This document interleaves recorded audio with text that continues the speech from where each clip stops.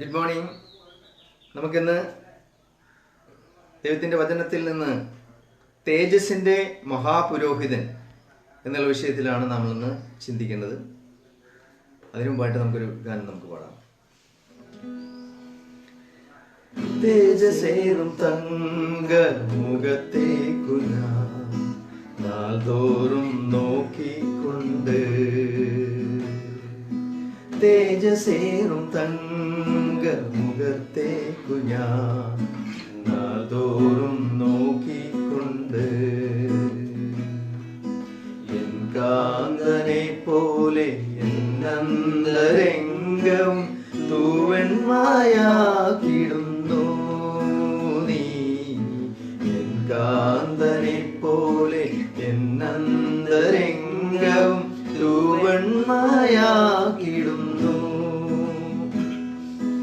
N മനമേ വാഴ്ത്തിയിടുക, സർവാന്തരംഗമേ പുകഴ്ത്തിയിടുക, വിശുദ്ധനാമത്തെ പുകഴ്ത്തിയിടുക.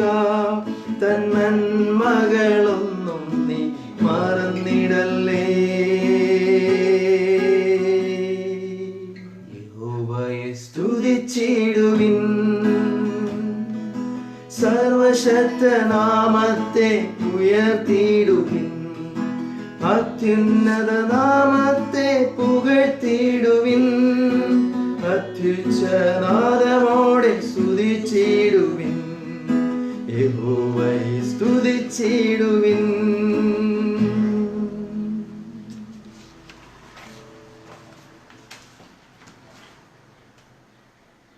ഇവിടെ നമ്മള് ദൈവത്തിന്റെ സമാഗമന കൂടാരവും ക്രിസ്ത്യാനിയും എന്നുള്ള ബന്ധത്തില്, അത് വെളിപ്പാട് പുസ്തകവുമായിട്ടുള്ള ബന്ധത്തിലാണ് നമ്മൾ ചിന്തിക്കേണ്ടത്. അവിടെ നമുക്ക് യേശു കർത്താവിനെ നമ്മൾ കാണുന്നത് ഭൂമിയിൽ യേശു ജീവിച്ച സമയം, അവൻ മനുഷ്യപുത്രനായി ഭൂമിയിൽ നടന്ന സമയം കണ്ടതായ രൂപത്തിലല്ല, അല്ലെങ്കിൽ ആ വിധത്തിലല്ല യേശുവിനെ പിന്നീട് നമുക്ക് കാണാൻ സാധിക്കുന്നത്. നമ്മൾ വെളിപ്പാട് പുസ്തകം 1-ാം അധ്യായത്തിന്റെ 13-ാം വാക്യം നാം വായിക്കുമ്പോൾ, വെളിപ്പാട് പുസ്തകത്തിന്റെ 1-ാം അധ്യായത്തിന്റെ 13-ാം വാക്യത്തിൽ, തിരിഞ്ഞപ്പോൾ 7 പൊൻനിലവിളക്കുകളെയും നിലവിളക്കുകളുടെ നടുവിൽ നിലയങ്കി ധരിച്ച് മാറത്ത് പൊൻകച്ച കെട്ടിയവനായി മനുഷ്യപുത്രനോട് സദൃശനായവനെയും കണ്ടു. അവിടെ യോഹന്നാൻ പത്മോസ് ദ്വീപിൽ നാട് കടത്തപ്പെട്ടതായ അവസ്ഥയിലാണ്. അവിടെ ആ ഒരു സന്ദർഭത്തിന്റെ നടുവിൽ താൻ ഒറ്റയ്ക്ക് അവിടെ ഏകാന്തതയിൽ ആയിരിക്കുന്ന സമയത്താണ് കർത്തൃ ദിവസത്തിൽ ആത്മവിവശനാകുകയും ഇപ്രകാരമുള്ള കാര്യങ്ങളെല്ലാം കാണുകയും ചെയ്യുന്നത് നമുക്ക് കാണാം. അവിടെ നമ്മൾ വായിക്കുമ്പോൾ, നിങ്ങളുടെ സഹോദരനും യേശുവിന്റെ കഷ്ടതയിലും രാജ്യത്തിലും സഹിഷ്ണുതയിലും കൂട്ടാളിയുമായ യോഹന്നാൻ എന്ന ഞാൻ ദൈവവചനവും യേശുവിന്റെ സാക്ഷ്യവും നിമിത്തം പത്മോസ് എന്ന ദ്വീപിലായിരുന്നു എന്ന് യോഹന്നാൻ വിവരിക്കുന്നു. അതിനുശേഷം 10-ാം വാക്യത്തിൽ പറയാണ്, കർത്തൃ ദിവസത്തിൽ ഞാൻ ആത്മവിവശനായി. എന്നിട്ട് പറയാണ്, നീ കാണുന്നത് ഒരു പുസ്തകത്തിൽ എഴുതി Ephesus, Smyrna, Pergamos, Thyatira, Sardis, Philadelphia, Laodicea ഈ സഭകൾക്ക് എഴുതാൻ പറയുകയാണ്. എഴുതി അവർക്ക് അയക്കാനായിട്ട് ഒരു മഹാനാദം എന്റെ പുറകിൽ കേട്ടു എന്ന് പറയണത്. അതിനുശേഷം എന്നോട് സംസാരിച്ച നാദം എന്തെന്ന് കാണുവാൻ ഞാൻ തിരിഞ്ഞു. അപ്പോൾ പറയുന്ന വാക്കാണ് തിരിഞ്ഞപ്പോൾ, ഇല്ലെങ്കിൽ അവിടെ കണ്ട കാഴ്ച ഇങ്ങനെയാണ്. തിരിഞ്ഞപ്പോൾ 7 പൊൻ നിലവിളക്കുകളെയും നിലവിളക്കുകളുടെ നടുവിൽ നിലയങ്കി ധരിച്ച് മാറത്ത് പൊൻകച്ച കെട്ടിയവനായി മനുഷ്യപുത്രനോട് സദൃശനായവനെയും കണ്ടു. ഇവിടെ യോഹന്നാനെ സംബന്ധിച്ച് യോഹന്നാൻ ഇപ്പോൾ കാണുന്നത് യേശുവിന് മുമ്പ് ഉണ്ടായിരുന്ന, അതായത് യേശു ലോകത്തിലേക്ക് വരുന്നതിന് മുമ്പ്, ഭൂമിയിലേക്ക് യേശു വരുന്നതിന് മുമ്പ് ഉണ്ടായിരുന്ന ഒരവസ്ഥയെയാണ് തനിക്ക് പിന്നെ ഇപ്പോൾ കാണാൻ കഴിയുന്നത്. കുറച്ച് വർഷങ്ങൾക്ക് മുമ്പ് തങ്ങളോട് കൂടി നടന്ന ഒരു തച്ചൻ, ലോകത്തിൽ മരപ്പണിക്കാരനായിട്ടൊക്കെ ജീവിച്ച് അതിനുശേഷം തന്റെ പരസ്യ ശുശ്രൂഷയുടെ സമയത്ത് താൻ തെരഞ്ഞെടുത്ത ശിഷ്യന്മാരോട് കൂടെ ഗലീലയിലും മറ്റ് ദേശങ്ങളിലെല്ലാം ചുറ്റി സഞ്ചരിച്ചുകൊണ്ട് ആളുകളെ പ്രബോധിപ്പിക്കുകയും രോഗികളെ സൗഖ്യമാക്കുകയും മനുഷ്യരോടുകൂടി ഇടപെടുകയും ചെയ്ത ഒരു മനുഷ്യപുത്രനെ അല്ല ഇവിടെ കണ്ടത്. മനുഷ്യപുത്രനോട് സദൃശ്യനായവനെയാണ് ഇവിടെ കാണുന്നത്.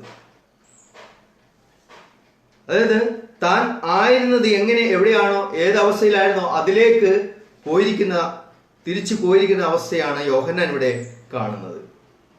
അവന്റെ പുനരുത്ഥാനത്തിലൂടെ അവൻ അതിലേക്ക് തിരിച്ചുപോയി. വീണ്ടും യേശുവിന്റെ പൂർവ്വഭൂതമായ അവസ്ഥയിലേക്ക് കടന്നു പോവുകയാണ്. യേശു ഇന്ന് ആയിരിക്കുന്നത് മനുഷ്യരാശിക്ക് വേണ്ടി പ്രായശ്ചിത്തമാകുന്നതിന് മുമ്പ് താൻ എന്തായിരുന്നോ ആ അവസ്ഥയിലേക്കാണ് യേശു കടന്നു പോയിരിക്കുന്നത് എന്നാണ് നമുക്കിവിടെ കാണാൻ സാധിക്കുന്നത്. ഇവിടെ യോഹന്നാന്റെ ദൃക്സാക്ഷി വിവരണമാണ് നമുക്കിവിടെ വായിക്കാൻ സാധിച്ചത്. നമ്മള് 1 തിമോത്തി 5-ാം അധ്യായത്തില് നമ്മൾ വായിക്കുമ്പോൾ അതിന്റെ 15-16 വാക്യങ്ങൾ ഇങ്ങനെ കാണാൻ സാധിക്കും. ഇപ്പോൾ തന്നെ ചിലർ സാത്താന്റെ പിന്നാലെ പോയല്ലോ. 6-ാം അധ്യായത്തിന്റെ 16 വാക്യങ്ങൾ. ധന്യനായ ഏകാധിപതിയും രാജാതിരാജാവും കർത്താവും താൻ മാത്രം അമർത്യതയുള്ളവനും അടുത്തുകൂടാത്ത വെളിച്ചത്തിൽ വസിക്കുന്നവനും മനുഷ്യർ ആരും കാണാത്തവനും കാണാൻ കഴിയാത്തവനുമായവൻ തക്ക സമയത്ത് ആ പ്രത്യക്ഷത വരുത്തും. അവന് ബഹുമാനവും നിത്യബലവും ഉണ്ടാകട്ടെ. ആമേൻ.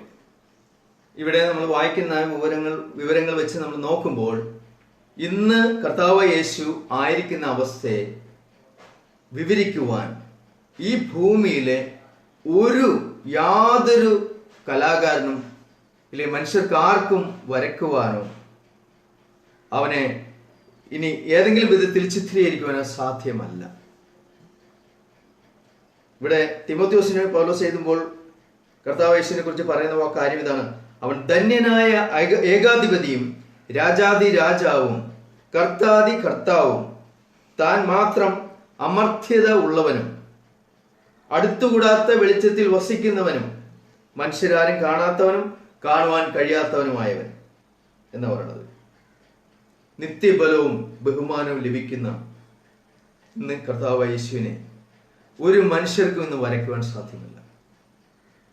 പക്ഷെ ഈ ഭൂമിയിലെ ഇപ്രകാരമുള്ള കേവലം ഈ ഭൂമിയിലെ കാര്യങ്ങൾ വെച്ചുകൊണ്ട് മനുഷ്യനോട് ആശയവിനിമയം ചെയ്യുവാൻ ദൈവം ആഗ്രഹിക്കുകയാണ്. ഇവിടെ നിലവിളക്കുകളുടെ നടുവിൽ വസിക്കുന്നു, ഇല്ലെങ്കിൽ അവിടെ നിൽക്കുന്നതായ മനുഷ്യപുത്രനെ കാണിച്ചു തരുമ്പോൾ നിലവിളക്ക് നമ്മളെ വളരെ വർഷങ്ങൾക്ക് മുമ്പ് ഉണ്ടായിരുന്ന ആ യെരുശലേം ദേവാലയം ഇല്ലെങ്കിൽ സമാഗമന കൂടാരത്തിലെ ദേവാലയത്തിലെ ചിത്രമാണ് കാണിച്ചു തരുന്നത്. നിലവിളക്കിന്റെ നടുവിൽ നിൽക്കുന്നതായിട്ടാണ് യേശുവിനെ ഇവിടെ യോഹന്നാൻ ഇവിടെ അവതരിപ്പിക്കുന്നത്. നമ്മൾ നോക്കുമ്പോൾ യേശുവിനെ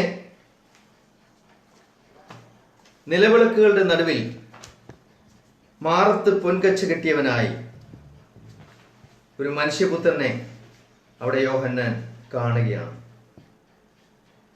എന്നോട് സംസാരിച്ച കേട്ട നാദം എന്തെന്ന് കാണുവാൻ തിരിഞ്ഞപ്പോൾ 7 പൊൻ നിലവിളക്കുകളെയും നിലവിളക്കുകളുടെ നടുവിൽ നിലയങ്കി ധരിച്ച് മാറത്ത് പൊൻകച്ച കെട്ടിയവനായി മനുഷ്യപുത്രനോട് സദൃശനായി അവനെ കാണാം.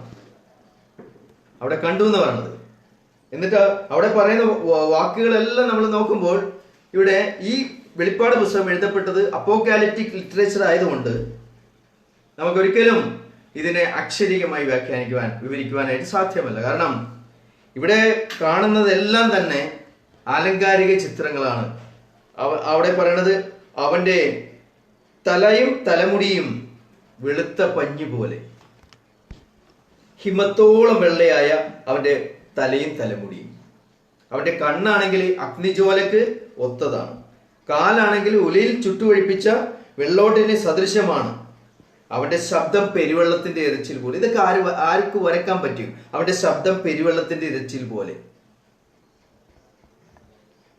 അവന്റെ വലങ്കയിൽ 7 നക്ഷത്രമുണ്ട്.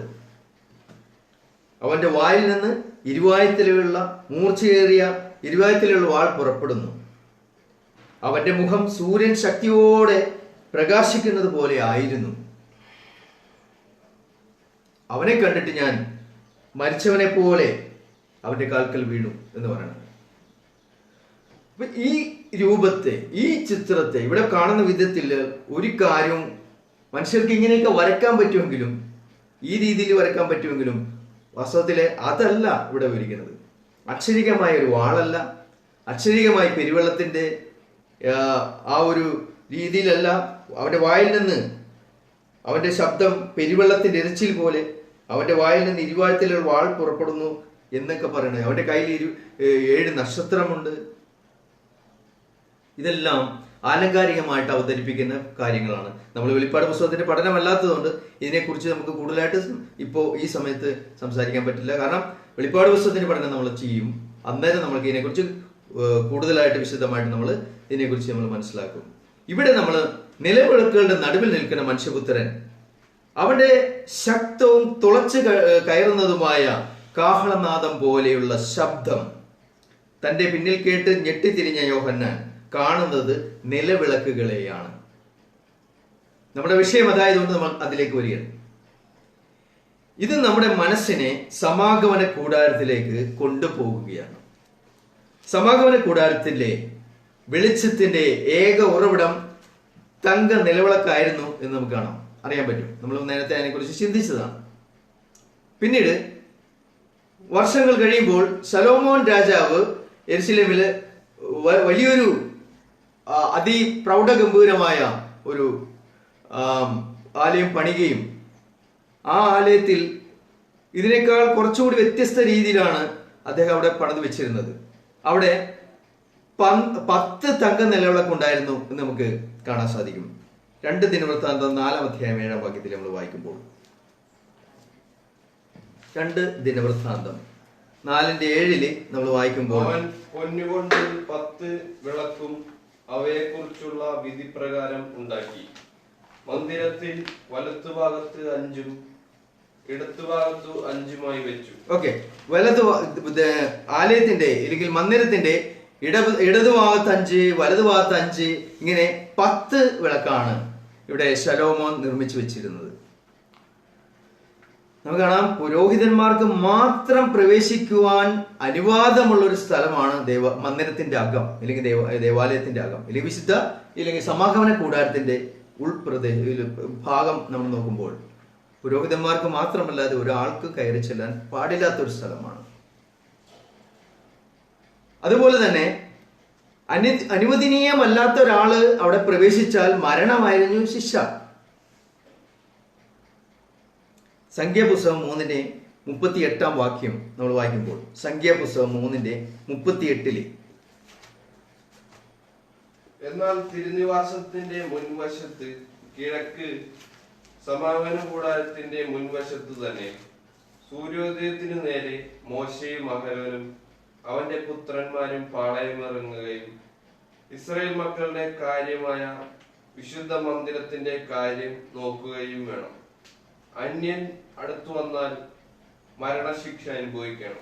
ദൈവം ഇവിടെ പറയുന്നത്, ദൈവം ഓരോ സ്ഥലത്തും ഓരോ ഗോത്രമാകാം, ഇല്ലെങ്കിൽ അഹരോനെ സംബന്ധിച്ചും ഇല്ലെങ്കിൽ അതേപോലെ തന്നെ മോശയെ സംബന്ധിച്ചും അവിടെ എവിടെ നിൽക്കണമെന്നുള്ളത് ദൈവം നിർദ്ദേശിച്ച് വെച്ചിട്ടുണ്ടായിരുന്നു. അതിനനുസരിച്ച് വേണം ഇവർ ഓരോരുത്തരും നിൽക്കുവാനും ഇല്ലെങ്കിൽ അവര് കൂടാരം അടിക്കുവാനും ഒക്കെ. അങ്ങനെയാണ് ദൈവം വെച്ചിരുന്ന കാര്യങ്ങൾ.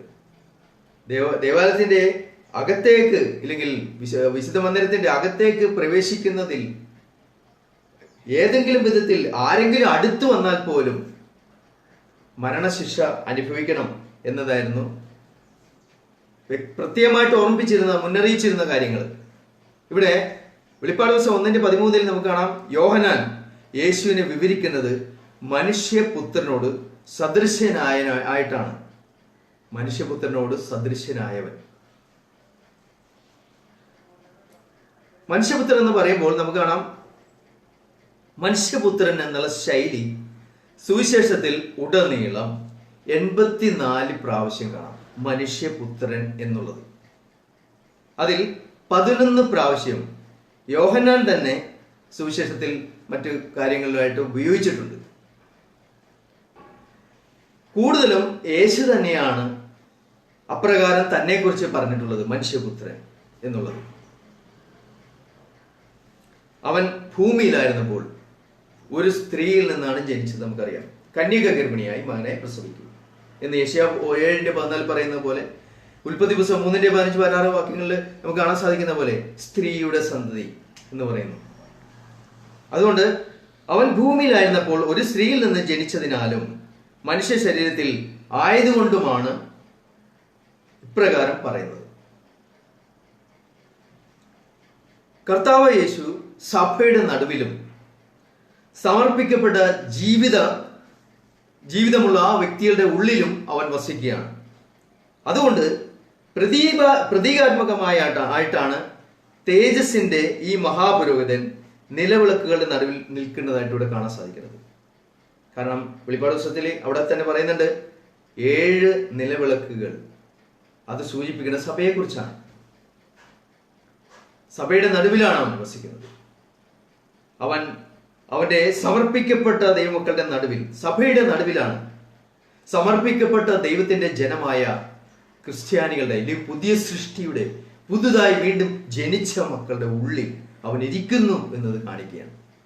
അവൻ സഭയുടെ നടുവിൽ വസിക്കുന്നു. ഒരു മഹാപുരോഹിതന്റെ ഉത്തരവാദിത്വം എന്താണെന്ന് ചോദിച്ചാൽ, അതിപരിശുദ്ധനായ നീതിമാനായ ദൈവത്തിനും പാപത്താൽ അശുദ്ധമായ ഇസ്രായേലിനും മധ്യേ ഇടനിലക്കാരനായി നിൽക്കുക എന്നുള്ളതായിരുന്നു. ഒരു മഹാപുരോഹിതൻ അന്ന് ചെയ്തിരുന്നത് വിശുദ്ധനായ ദൈവത്തിന്റെയും പാപത്തിൽ ഇല്ലെങ്കിൽ അകന്നുപോയ, അശുദ്ധമായി ദൈവത്തോട് അകന്നുപോയ മനുഷ്യരുടെ ഇടയിൽ നിന്നുകൊണ്ട് അവർക്ക് വേണ്ടി ശുശ്രൂഷകൾ ചെയ്യുന്ന ഒരു വ്യക്തിയായിട്ടാണ് മഹാപുരോഹിതൻ അവിടെ തന്റെ റോള് നിർവഹിച്ചിരുന്നത്. പ്രത്യേകിച്ച് പ്രായശ്ചിത്ത ദിവസത്തിൽ ശുശ്രൂഷ ചെയ്യുന്ന മഹാപുരോഹിതന്റെ ആ വ്യത്യസ്തമായി അവിടെ അതിനേക്കാൾ വ്യത്യസ്തമായി അന്ന് ആ വ്യക്തിയെ കാണാൻ കഴിയുന്ന വിധത്തിനേക്കാളും വ്യത്യസ്തമായിട്ടാണ് ഇവിടെ യോഹന്നാൻ ഇവിടെ യേശു ക്രിസ്തുവിനെ കുറിച്ച് വിവരിക്കുന്നത്. അന്ന് ശുശ്രൂഷ ചെയ്യുന്ന മഹാപുരോഹിതനെ അദ്ദേഹത്തിന്റെ വസ്ത്രം, അദ്ദേഹത്തിന്റെ ആ കാര്യങ്ങള്, അദ്ദേഹത്തിന്റെ ആ രൂപം, അദ്ദേഹത്തിന്റെ വസ്ത്രമാകട്ടെ, അദ്ദേഹത്തിന്റെ തലയിൽ വെക്കുന്ന മുടി, അതായത് കിരീടം, ഇല്ലെങ്കിൽ ആ പുരോഹിതന്റെ വസ്ത്രം, ഇതെല്ലാം നമ്മൾ നോക്കുമ്പോൾ അതിനേക്കാളും കുറച്ച് വ്യത്യസ്തമായിട്ടാണ് ഇവിടെ യോഹന്നാൻ ഇവിടെ വർണ്ണിക്കുന്നത്. പ്രൗഢമായ ഒരു സ്വരൂപത്തിലാണ്, ഈ പ്രകൃതിക്ക് അപ്പുറമായി, ഈ ലോകം, ഈ ഭൂമിയിൽ നിന്നുള്ള ഈ പ്രകൃതിക്ക് അപ്പുറമായി ആത്മീയമായി തേജസ്സിൽ നിൽക്കുന്ന യേശുവിന്റെ അവസ്ഥയാണ്, തേജസ്സിന്റെ മഹാപുരോഹിതന്റെ മറ്റൊരു അവസ്ഥയാണ് ഇവിടെ യോഹന്നാൻ വിവരിക്കുന്നത്. പുറപ്പാട് പുസ്തകം 29:8-9 വാക്യങ്ങൾ നമ്മൾ വായിക്കുമ്പോൾ പുരോഹിത വസ്ത്രത്തെ കുറിച്ച് നമ്മൾ കാണുന്നത് ഇങ്ങനെയാണ്. 29:8-9 വാക്യങ്ങളിൽ അവന്റെ പുത്രന്മാരെയും കൊണ്ടുവന്ന് അങ്കി ധരിപ്പിക്കണം. അഹരോന്റെ പുത്രന്മാരുടെയും അരയ്ക്ക് നടുക്കെട്ട് കെട്ടി അവർക്ക് തലപ്പാവ് വെക്കണം. പൗരോഹിത്യം അവർക്ക് നിത്യാവകാശമായിരിക്കണം. പിന്നെ നീ അഹരോനും അവന്റെ പുത്രന്മാർക്കും കരപുരാണം ചെയ്യണം. ഓക്കെ, അവിടെ അഹരോനെ മാത്രമല്ല, അഹരോന്റെ പുത്രന്മാരെയും അവർക്കും അവന്റെ പുത്രന്മാരെയും കൊണ്ടുവന്ന് അങ്കി ധരിപ്പിക്കണം, ആ പ്രത്യേക വസ്ത്രം. അതിനുശേഷം അഹരോന്റെയും പുത്രന്മാരുടെയും അരയ്ക്ക് നടുക്കെട്ട് കെട്ടി അവർക്ക് തലപ്പാവ് വെക്കണം. പൗരോഹിത്യം അവർക്ക് നിത്യാവകാശമായിരിക്കണം എന്നൊക്കെ കാണാം. പിന്നെ നീ അഹരോനും അവന്റെ പുത്രന്മാർക്കും കരപൂരണം ചെയ്യണം എന്നൊക്കെ പറയും. വെളിപ്പാട് പുസ്തകത്തിലെ 15-ാം അധ്യായം 5-6 വാക്യങ്ങൾ നമ്മൾ വായിക്കുമ്പോൾ, വെളിപ്പാട് പുസ്തകത്തിലെ 15-ാം അധ്യായത്തിന്റെ 5-6 വാക്യങ്ങൾ. ഇതിന്റെ ശേഷം സ്വർഗത്തിലെ സാക്ഷ്യകൂടാരമായ ദേവാലയം തുറന്നത് ഞാൻ കണ്ടു. 7 ബാധയുള്ള 7 ദൂതന്മാരും ശുദ്ധവും ശുഭ്രവുമായുള്ള ക്ഷണവസ്ത്രം ധരിച്ചു മാറത്ത് പൊൻകച്ച കെട്ടിയും കൊണ്ട് ദേവാലയത്തിൽ നിന്ന് പുറപ്പെട്ടു വന്നു. അപ്പൊ അവിടെ സ്വർഗത്തിലെ സാക്ഷ്യകൂടാരമായ ദേവാലയം തുറക്കുമ്പോൾ 7 ബാധയുള്ള 7 ദൂതന്മാരും അവരും ധരിച്ചിരിക്കുന്ന വസ്ത്രം ഇങ്ങനെയാണ്: ശുദ്ധവും ശുഭ്രവുമായ ശണവസ്ത്രം ധരിച്ച് മാറത്ത് പൊൻകച്ച കെട്ടിക്കൊണ്ട് ദേവാലയത്തിൽ നിന്ന് പുറപ്പെടുന്നത് കാണാൻ സാധിക്കുകയാണ്. അതായത് വിശുദ്ധ സ്ഥലത്ത് നിന്നും പുറപ്പെടുന്ന ദൂതന്മാരും സമാന വേഷമാണ് ധരിച്ചിരിക്കുന്നത്. മഹാപുരോഹിതന്റെ തലപ്പാവിന് പകരം മനുഷ്യപുത്രൻ ഇപ്പോഴുള്ളത് മഞ്ഞ് പോലെ വെണ്മയായിട്ടുള്ള, അല്ലെങ്കിൽ കമ്പിളി പോലെ വെളുത്ത ഒന്നാണ് മനുഷ്യപുത്രന്റെ ശിരസിലുള്ളത്. ഉൽപ്പാദ ദിവസം 19:12 വാക്യം നമ്മൾ വായിക്കുമ്പോൾ, അവന്റെ കണ്ണ് അഗ്നിജ്വാല, തലയിൽ അനേകം രാജമുടികൾ, എഴുതിയിട്ടുള്ള ഒരു നാമവും അവനുണ്ട്, അത് അവനല്ലാതെ ആർക്കും അറിഞ്ഞുകൂടാ. ഇവിടെ യഥാർത്ഥ പുരോഹിതനെ തലയിൽ അനേക രാജമുടികളുണ്ട്, അവന്റെ കണ്ണ് അഗ്നിജ്വാല പോലെ എന്നൊക്കെ കാണിക്കുകയാണ്. അപ്പൊ യഥാർത്ഥ പുരോഹിതനെ, യഥാർത്ഥമായ മഹാപുരോഹിതനെ ഒരു പ്രത്യേകിച്ച് നമുക്ക് കാണാൻ സാധിക്കുന്ന ഒരു രാജാവിന്റെ പല ഘടകങ്ങൾ ചേർന്ന ഒരു രത്നകിരീടം അല്ലെങ്കിൽ രത്നകിരീടങ്ങൾ അവൻ ധരിച്ചിരിക്കുന്നുണ്ട്. അവന്റെ കണ്ണുകൾ അസാധാരണമായ, ഇല്ലെങ്കിൽ സാധാരണ വായനക്കാരനെ പോലും കുത്തിത്തുളക്കുന്ന അഗ്നിജ്വാല ഉള്ളതാണ്. ഏത് വ്യക്തിയെയും സാധാരണ ഇപ്രകാരം ഈ കാര്യം വായിക്കുന്ന ദൈവത്തിന്റെ വചനം വായിക്കുന്ന ഏതൊരു വ്യക്തിയെയും കുത്തിത്തുളക്കുവാൻ കഴിയുന്ന അഗ്നിജ്വാല പോലെ തുളച്ച് കയറുവാൻ കഴിവുള്ള കണ്ണുള്ളവനാണ് നമുക്ക് കാണാൻ സാധിക്കുക. മനുഷ്യന്റെ ഹൃദയങ്ങളെയും നിലവുകളെ ഉൾപ്പൂവുകളെയും അറിയുന്നവനാണ് ദൈവം. പ്രായശ്ചിത്ത ദിവസത്തിൽ മഹാപുരോഹിതൻ ധരിക്കുവാൻ നിർദ്ദേശിച്ചിരിക്കുന്ന, അല്ലെങ്കിൽ അവനെ നിർദ്ദേശിച്ചിരിക്കുന്നതായ വേഷം തന്നെയാണ് അവനും ധരിച്ചിട്ടുള്ളത്. പക്ഷേ നമുക്കിവിടെ കാണാൻ സാധിക്കുന്നത് ലേവ്യ പുസ്തകം 16-ാം അധ്യായത്തിൽ നമ്മൾ വായിക്കുമ്പോൾ അവിടെ മുഴുവൻ ജനത്തിന്റെയും, അത് പ്രത്യേകിച്ച് 16-ാം അധ്യായം ലേവ്യ പുസ്തകം 16-ന്റെ 3-4 വാക്യങ്ങൾ നമ്മൾ വായിച്ചു നോക്കാം. പാപയാഗത്തിന് ഒരു കാളക്കിടാവിനോടും ഹോമയാഗത്തിന് ഒരു ആട്ടുകൊറ്റനോടും കൂടെ അഹരോൻ വിശുദ്ധ മന്ദിരത്തിൽ കടക്കണം. അവൻ പഞ്ഞിനൂൽ കൊണ്ടുള്ള വിശുദ്ധമായ അങ്കി ധരിച്ച് ദേഹത്തിൽ പഞ്ഞിനൂൽ കൊണ്ടുള്ള കാൽച്ചട്ട ഇട്ട് പഞ്ഞിനൂൽ കൊണ്ടുള്ള നടുക്കെട്ട് കെട്ടി പഞ്ഞിനൂൽ കൊണ്ടുള്ള മുടിയും വെക്കണം. ഇവ വിശുദ്ധ വസ്ത്രമാകിയാൽ അവൻ ദേഹം വെള്ളത്തിൽ കഴുകിയിട്ട് അവയെ ധരിക്കണം. അപ്പം ഇവിടെ പറയുന്ന നിർദ്ദേശപ്രകാരം അന്ന് മഹാപുരോഹിതൻ തന്റെ വസ്ത്രം, താൻ എപ്പോൾ സാധാരണ ധരിക്കുന്ന വസ്ത്രം മാറ്റിയിട്ട് ദേഹം മുഴുവനും വെള്ളത്തിൽ കഴുകി പഞ്ഞിനൂൽ കൊണ്ടുള്ള ആ വസ്ത്രം അല്ലെങ്കിൽ ശണവസ്ത്രം ധരിച്ചുകൊണ്ട് വേണം രക്തവുമായി അതിവിശുദ്ധ സ്ഥലത്തേക്ക് പ്രവേശിക്കാൻ, അവിടെ തളിക്കുവാനും. അപ്പോൾ നമുക്ക് കാണാൻ സാധിക്കുന്നത് മുഴുവൻ ഇസ്രായേൽ ജനത്തിന് വേണ്ടി പ്രായശ്ചിത്ത ദിവസത്തിൽ അതിവിശുദ്ധ സ്ഥലത്ത് പ്രവേശിക്കുമ്പോൾ ധരിക്കുന്നതാണ് ഈ പറഞ്ഞത്. അപ്പൊ ഈ വസ്ത്രം സമാഗമന കൂടാരത്തിൽ സൂക്ഷിച്ചിരിക്കും. മഹാപുരോഹിതൻ സാധാരണ ധരിക്കാനുള്ള ആ വസ്ത്രം ഊരി മാറ്റിയതിനു ശേഷം ഈ വിശേഷ വസ്ത്രമാണ് അന്നത്തെ ദിവസം അതിവിശുദ്ധ സ്ഥലത്തേക്ക് പ്രവേശിക്കുവാൻ ധരിക്കുന്നത്.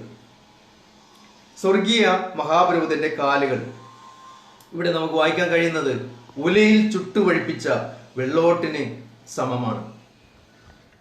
അത് തിളങ്ങുകയാണ്, ചുട്ടുപഴിപ്പിച്ച വെള്ളോട്ട് പോലെ തിളങ്ങുകയാണ്. കൂടാതെ അവന്റെ മുഖം സൂര്യൻ ശക്തിയോടെ പ്രകാശിക്കുന്നത് പോലെ ആയിരുന്നു. ഇതെല്ലാം ചേർന്ന് നമ്മൾ നോക്കുമ്പോൾ സ്വർഗീയ മഹാപുരോഹിതൻ എന്ന് പറയുമ്പോൾ വെട്ടിത്തിളങ്ങുന്ന ഒരു പ്രകാശത്തിൽ വസിക്കുന്ന ഒരു അവസ്ഥയിലാണ് മനുഷ്യപുത്രനെ നമുക്കിവിടെ കാണിച്ചു തരുന്നത്. സ്വർഗീയ മഹാപുരോഹിതന്റെ അവസ്ഥ, അവൻ വെട്ടിത്തിളങ്ങുന്ന ഒരു അവസ്ഥയിലാണ് ഇവിടെ കാണിച്ചു തരുന്നത്, യോഹന്നാൻ കാണിച്ചു തരുന്നത്. ഇത് അവന്റെ മഹത്വത്തിന്റെ അവസ്ഥയാണ് കാണിക്കുന്നത്, അവന്റെ മഹത്വത്തിന്റെ അവസ്ഥയാണ് കാണിച്ചു തരുന്നത്. നമ്മൾ അപ്പോസ്തല പ്രവൃത്തി 9:3 നമ്മൾ വായിക്കുമ്പോൾ, അപ്പോസ്തലർ പ്രവൃത്തി 9:3 നാം വായിക്കുമ്പോൾ, അവൻ പ്രയാണം ചെയ്ത് ദമസ്കോസിനെ സമീപിച്ചപ്പോൾ പെട്ടെന്ന് ആകാശത്ത് നിന്ന് ഒരു വെളിച്ചം അവന്റെ ചുറ്റും മിന്നി. ഇവിടെ ശൗലിനെ കുറിച്ച് പറയുകയാണ്. ശൗല് ക്രിസ്ത്യാനികളെ പീഡിപ്പിച്ചുകൊണ്ട് അവരെ നശിപ്പിക്കാൻ ഓടുന്ന ഓട്ടത്തിൽ പെട്ടെന്ന് അവൻ ദമസ്കസിലേക്ക് പോകുന്ന സമയമാണ്. അധികാരപത്രങ്ങളെല്ലാം വാങ്ങിച്ചുകൊണ്ട് പോവുകയാണ്. അങ്ങനെ അവൻ പ്രയാണം ചെയ്ത് ദമസ്കസിനോട് സമീപിച്ചപ്പോൾ പെട്ടെന്ന് ആകാശത്ത് നിന്ന് ഒരു വലിയ വെളിച്ചം അവന്റെ ചുറ്റും മിന്നി. അവൻ നിലത്ത് വീണു. അത് നമുക്ക് അവിടെ കാണിച്ചിരിക്കണം. ശൗൽ കണ്ടത്, ഈ സമയത്ത് ശൗൽ കണ്ടത് അപ്രകാരമുള്ളൊരു മഹത്തായ വെളിച്ചമാണ്. ലൂക്കോസിന്റെ സുവിശേഷം 9:28 നമ്മൾ വായിക്കുമ്പോൾ, യേശുവിന്റെ മറ്റൊരു സമയം, കർത്താവ് യേശു താൻ ഭൂമിയിലായിരുന്ന സമയത്ത് മറുരൂപ മലയിൽ വെച്ച് താൻ രൂപാന്തരപ്പെട്ടതിനെ കുറിച്ച് വിവരിക്കുന്ന ഒരു ഭാഗത്തിൽ നമുക്കിങ്ങനെ കാണാൻ സാധിക്കും. ഈ വാക്കുകളെ പറഞ്ഞിട്ട് ഏകദേശം 8 നാൾ കഴിഞ്ഞപ്പോൾ അവൻ പത്രോസിനെയും യോഹന്നാനെയും യാക്കോബിനെയും കൂട്ടിക്കൊണ്ട് പ്രാർത്ഥിപ്പാൻ മലയിൽ കയറിപ്പോയി. അവൻ പ്രാർത്ഥിക്കുമ്പോൾ മുഖത്തിന്റെ ഭാവം മാറി ഉടുപ്പ് മിന്നുന്ന വെള്ളയായും തീർന്നു. 2 പുരുഷന്മാർ അവനോട് സംഭാഷിച്ചു, മോശയും ഏലിയാവും തന്നെ. ഓക്കെ, അപ്പൊ അവിടെ നമുക്ക് വായിക്കാനായിട്ട് സാധിക്കുന്നത് ഇതാണ്. യേശു പ്രാർത്ഥിക്കുമ്പോൾ മുഖത്തിന്റെ ഭാവം മാറി ഉടുപ്പ് മിന്നുന്ന വെള്ളയായി തീർന്നു. 2 പുരുഷന്മാർ അവനോട് സംഭാഷിച്ച്, മോശയും ഏലിയാവും തന്നെ. അവർ തേജസ്സിൽ പ്രത്യക്ഷരായി. അവൻ യെരൂശലേമിൽ പ്രാപിക്കാനുള്ള ആ നിര്യാണത്തെ കുറിച്ച് സംസാരിക്കുകയാണ്. അപ്പം ഇവിടെയും യേശു രൂപാന്തരപ്പെട്ടപ്പോൾ കണ്ടതായ ആ അവസ്ഥ. കൂടാതെ മറ്റൊരു ചിത്രം നമുക്ക് പൗലോസ് അപ്പോസ്തലൻ കൊരിന്ത്യർക്ക് എഴുതിയ 2-ാം ലേഖനത്തിൽ കാണിച്ചിരുന്നത് ഇങ്ങനെയാണ്. 2 കൊരിന്ത്യർ 3-ാം 7-13 വരെ വാക്യങ്ങൾ. എന്നാൽ കല്ലിൽ അക്ഷരമായി കൊത്തിയിരുന്ന ഭരണ ശുശ്രൂഷ നീക്കം വരുന്നതായ മോശയുടെ മുഖതേജസ് നിമിത്തം ഇസ്രായേൽ മക്കൾക്ക് അവന്റെ മുഖത്ത് നോക്കിക്കൂടാതെ വണ്ണം തേജസ്സുള്ളതായെങ്കിൽ ആത്മാവിന്റെ ശുശ്രൂഷ അധികം തേജസ്സുള്ളതാകയില്ലയോ? ശിക്ഷാവിധിയുടെ ശുശ്രൂഷ തേജസ്സാകുന്നുവെങ്കിൽ നീതിയുടെ ശുശ്രൂഷ തേജസ്സേറിയതായിരിക്കും. അതെ, തേജസ്സോട് കൂടിയത് ഈ കാര്യത്തിൽ ഈ അതിമഹത്തായ തേജസ് നിമിത്തം ഒട്ടും തേജസ്സില്ലാതെയായി. നീക്കം വരുന്നത് തേജസ്സുള്ളതായിരുന്നെങ്കിൽ നിലനിൽക്കുന്നത് എത്ര അധികം തേജസ്സുള്ളതായിരിക്കും. ഈ സംഭവം നമ്മളെ സീനായി മലയിൽ വെച്ച് മോശ ദൈവവുമായിട്ട് നടത്തുന്ന കൂടിക്കാഴ്ചയെ ഓർമ്മിപ്പിക്കുകയാണ്. അവിടെ മോശ 40 ദിവസങ്ങൾ അവിടെ ചെലവഴിക്കുമ്പോൾ അവിടെ നമുക്ക് കാണാൻ സാധിക്കുന്ന കാര്യം ഇപ്രകാരം അവിടെ വിവരിക്കുകയാണ്. അതിൽ നമുക്ക് കാണാൻ സാധിക്കുന്നത്, എന്നാൽ കല്ലിൽ അക്ഷരമായി കൊത്തിയിരുന്ന മരണ ശുശ്രൂഷ, ന്യായപ്രമാണവുമായിട്ടുള്ള ബന്ധത്തിലാണ് നമുക്ക് കാണാൻ സാധിക്കുന്നത്.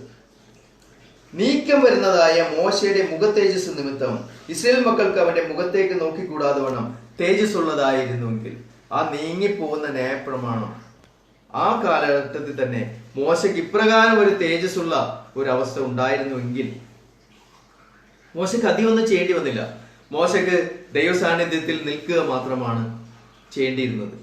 മോശ തന്റെ മുഖം പ്രശോഭിക്കുവാൻ അല്ലെങ്കിൽ തേജസ്സുള്ളതാകാൻ മോശ കൂടുതലൊന്നും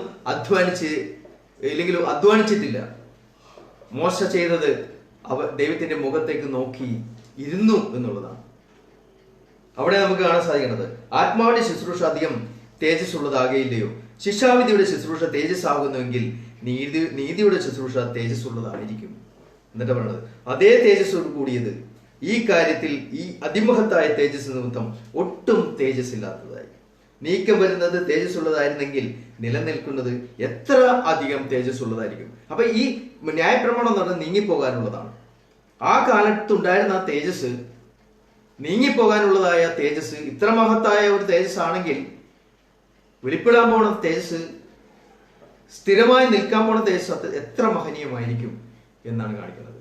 അതുകൊണ്ടാണ് അതിന്റെ 16 മുതൽ താഴേക്ക് നമ്മൾ വായിക്കുമ്പോൾ കാണാൻ സാധിക്കുന്നത്, കർത്താവിലേക്ക് തിരിയുമ്പോൾ മൂടുപടം നീങ്ങിപ്പോകും. അവിടെ നമുക്ക് കാണാൻ സാധിക്കുന്നത്, മോശ താഴേക്ക് ഇറങ്ങി വന്നപ്പോൾ ഇസ്രായേൽ മക്കൾക്ക് അവന്റെ മുഖത്തേക്ക് നോക്കാൻ പറ്റുന്നില്ല. കാരണം മോശയുടെ മുഖം തേജസ് കൊണ്ട് ജ്വലിച്ചിരുന്നതുകൊണ്ട് അവന്റെ മുഖത്തേക്ക് പോലും നോക്കാൻ പറ്റാത്ത വിധത്തിൽ, ഇസ്രായേൽ ജനങ്ങൾക്ക് അവന്റെ മുഖത്തേക്ക് നോക്കാൻ പറ്റാത്ത വിധത്തിൽ വന്നതുകൊണ്ട് മോശ ഒരു അവന്റെ മുഖത്ത് ഒരു മൂടുപടം ഇട്ടുകൊണ്ടാണ് ഇസ്രായേൽ മക്കളോട് പിന്നീട് സംസാരിക്കാനിടയായത്. ആളുകളോട് സംസാരിക്കാൻ വരുമ്പോൾ ആ മൂടുപടം എപ്പോഴും ഇട്ടിരിക്കും. നോക്കണം. അപ്പൊ കർത്താവിലേക്ക് ഇവിടെ പറയണത്, കർത്താവിലേക്ക് തിരിയുമ്പോൾ മൂടുപടം നീങ്ങിപ്പോകും. കാരണം സ്ഥിരമായി നിൽക്കുന്ന തേജസ്, നിത്യമായി നിൽക്കുന്ന തേജസ്സിലേക്കാണ് ഇന്നൊരു ക്രിസ്ത്യാനി അടുത്തു വരുന്നത്. ഇന്ന് കർത്താവ് യേശുവിനോട് ചേർന്നിരിക്കുമ്പോൾ അവന്റെ അതേ പ്രതിമയായി, അതേ സ്വരൂപത്തോട് അനുരൂപമായി രൂപാന്തരപ്പെടുന്ന ഒരു ക്രിസ്ത്യാനിയെ സംബന്ധിച്ച് അവൻ യേശുവിന്റെ അടുക്കിലേക്ക് വന്നിരിക്കുന്നത് കൊണ്ട് കർത്താവിലേക്ക് നാം തിരിയുമ്പോൾ മൂടുപടം നീങ്ങപ്പെടുകയാണ്. കർത്താവ് ആത്മാവാകുന്നു. കർത്താവിന്റെ ആത്മാവുള്ളിടത്ത് സ്വാതന്ത്ര്യമുണ്ട്. എന്നാൽ മൂടുപടം നീങ്ങിയ മുഖത്ത് കർത്താവിന്റെ തേജസ്സിനെ കണ്ണാടി പോലെ പ്രതിബിംബിക്കുന്നവരായി നാം എല്ലാവരും ആത്മാവാകുന്ന കർത്താവിന്റെ ദാനമായി തേജസ്സിന്മേൽ തേജസ് പ്രാപിച്ച് അതേ പ്രതിമയായി രൂപാന്തരപ്പെടും. അവിടെ മോശയ്ക്ക് അവിടെ അല്പസമയം ദൈവത്തോടുകൂടി ചെലവഴിച്ചപ്പോൾ ഇങ്ങനെ സംഭവിച്ചുവെങ്കിൽ ഇന്ന് മോശയെ സംബന്ധിച്ച് നമുക്ക് നോക്കാം, പഴയ നിയമത്തിൽ നീക്കപ്പെടുന്ന ശുശ്രൂഷയാണ്. മോശയ്ക്ക് അവിടെ മോശയുടെ ഉള്ളിൽ സ്ഥിരമായ ദൈവത്തിന്റെ പരിശുദ്ധാത്മാവ് വസിച്ചിരുന്നില്ല. കാരണം യേശു ഉയർത്തെഴുന്നേറ്റ് സ്വർഗാരോഹണം ചെയ്തതിനു ശേഷം വരാൻ പോകുന്ന പരിശുദ്ധാത്മാവ് ഇന്ന് പുതിയ നിയമകാലത്ത് ദൈവമക്കൾക്ക് കൊടുക്കുന്ന പരിശുദ്ധാത്മാവ്, അവരുടെ ഉള്ളിൽ ദൈവം വസിക്കുന്ന അവസ്ഥ, ഇതൊന്നും മോശയ്ക്കൊന്നും ലഭിച്ചിരുന്നില്ല. പഴയ നിയമത്തിൽ ആർക്കും ലഭിച്ചിരുന്നില്ല. പക്ഷെ എന്നിട്ടും അവരുടെ ജീവിതത്തിൽ അത്രമാത്രം സംഭവിച്ചെങ്കിൽ പുതിയ നിയമകാലത്തിലേക്ക് വരുമ്പോൾ നമ്മൾ എത്ര തേജസ്സിലേക്കാണ് വന്നിരിക്കുന്നത്, എത്രമാത്രം തേജസ്സിന്റെ ശുശ്രൂഷയിലേക്കാണ് വന്നിരിക്കുന്നത്. ഈ കാലം എത്ര അതിമഹത്താണ്. അതുകൊണ്ട് തേജസ്സിന്മേൽ തേജസ് പ്രാപിച്ച് അതേ പ്രതിമയായി രൂപാന്തരപ്പെടുക. അതാണ് നമ്മൾ ഇന്ന് കാണിച്ചു തരുന്ന ഏറ്റവും മഹനീയമായ കാര്യം. അതുകൊണ്ട് ഒരു ആത്മീയ പുരോഹിതൻ എന്നുള്ളത് നമ്മൾ നോക്കുമ്പോൾ യേശു ഒരു ലേവ്യ പുരോഹിതനല്ല. ഭൂമിയിലായിരുന്നപ്പോൾ വിശുദ്ധ സ്ഥലത്തോ അതിവിശുദ്ധ സ്ഥലത്തോ പ്രവേശിച്ചിരുന്നില്ല. ഒരു പുരോഹിത ഗോത്രത്തിലല്ലായിരുന്നു അവൻ ജനിച്ചത്. ആ ഭൂമിയിലായിരുന്നപ്പോൾ ഒരു ഭൗതിക ദേവാലയത്തിൽ കടക്കാൻ അവന് കഴിഞ്ഞിരുന്നില്ല. അവൻ രാജാക്കന്മാരുടെ ഗോത്രത്തിലുള്ളവനായിരുന്നു.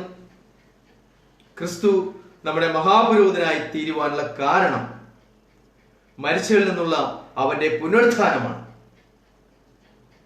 യേശു തന്റെ മരിച്ചവരിൽ നിന്നുള്ള പുനരുത്ഥാനത്തിലൂടെയാണ് യേശു ഇത്ര അതിശ്രേഷ്ഠനായ തേജസ്സുള്ള മഹാപുരോഹിതനായി അവൻ തീർന്നത് എന്ന് എബ്രായ ലേഖനം 7:15-16 വാക്യങ്ങൾ വായിക്കുമ്പോൾ നമുക്ക് കാണാൻ സാധിക്കും. അവൻ എപ്പോഴാണ് ഈ തേജസ്സിന്റെ മഹാപുരോഹിതനായത്? ജഡസംബന്ധമായ കൽപ്പനയുടെ പ്രമാണത്താലല്ല, അഴിഞ്ഞു പോകാത്ത ജീവന്റെ ശക്തിയാൽ ഉളവായ വേറെ ഒരു പുരോഹിതൻ മൽക്കീസദേക്കിന് സദൃശനായി ഉദിക്കുന്നുവെങ്കിൽ അത് ഏറ്റവും അധികം തെളിയുന്നു. ഓക്കെ, അപ്പൊ ജഡസംബന്ധമായ കൽപ്പനയുടെ പ്രമാണത്താൽ അല്ല യേശു ക്രിസ്തു ഈ തേജസ്സുള്ള മഹാപുരോഹിതനായത്, മറിച്ച് തന്റെ പുനരുദ്ധാനത്തിലൂടെ അഴിഞ്ഞു പോകാത്ത ജീവന്റെ ശക്തിയാൽ ഉളവായ പുരോഹിതൻ, ഉയർത്തെഴുന്നേൽപ്പ് തന്റെ സ്വർഗാരോഹണത്തിലൂടെ അവന്റെ ഉയർത്തെഴുന്നേൽപ്പിലൂടെയാണ് ആ യോഗ്യത പ്രാപിച്ചത്. അപ്പോ അതിലേക്ക് പ്രവേശിക്കുമ്പോൾ റോമാലേഖനം 12:1 വാക്യത്തിൽ നമ്മൾ കാണാൻ സാധിക്കുന്ന പോലെ ഇന്ന് ക്രിസ്ത്യാനികളും ലേവ്യരല്ല. സഹോദരന്മാരെ, ഞാൻ ദൈവത്തിന്റെ മനസ്സലിവ് ഓർപ്പിച്ച് നിങ്ങളെ പ്രബോധിപ്പിക്കുന്നത്, നിങ്ങൾ ബുദ്ധിയുള്ള ആരാധനയായി നിങ്ങളുടെ ശരീരങ്ങളെ ജീവനും വിശുദ്ധിയും ദൈവത്തിന് പ്രസാദവുമുള്ള യാഗവുമായി സമർപ്പിപ്പിക്കും. ഇവിടെ നമുക്ക് കാണാൻ സാധിക്കുന്നത് യേശു ലേവ്യ ഗോത്രക്കാരനല്ല. പക്ഷെ യേശു ഉയർത്തെഴുന്നേറ്റതിലൂടെ തേജസ്സുള്ള പുരോഹിതൻ, മഹാപുരോഹിതനായി മാറുകയാണ്. ജീവന്റെ ശക്തിയാൽ, അഴിഞ്ഞു പോകാത്ത ജീവന്റെ ശക്തിയാലാണ് അവൻ മഹാപുരോഹിതനായി രൂപപ്പെട്ടത്.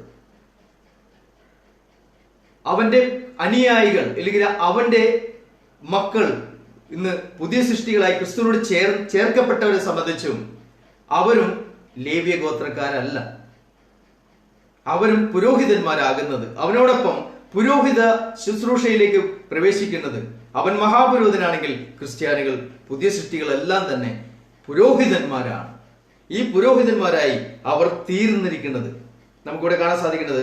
സഹോദരന്മാരെ, ദൈവത്തിന്റെ മനസ്സലിവർപ്പിച്ചാൽ നിങ്ങളെ പ്രബോധിപ്പിക്കുന്നത്, നിങ്ങൾ ബുദ്ധിയുള്ള ആരാധനയായി നിങ്ങളുടെ ശരീരങ്ങളെ ജീവനും വിശുദ്ധിയും ദൈവത്തിന് പ്രസാദമുള്ള യാഗമായി സമർപ്പിപ്പീൻ. എന്നിട്ട് പറയണം, ഈ ലോകത്തിന് അനുരൂപമാകാതെ നന്മയും പ്രസാദവും പൂർണ്ണതയുമുള്ള ദൈവഹിതം തിരിച്ചറിയേണ്ടതിന് മനസ്സ് കൊതുക്കി രൂപാന്തരപ്പെടുവീൻ.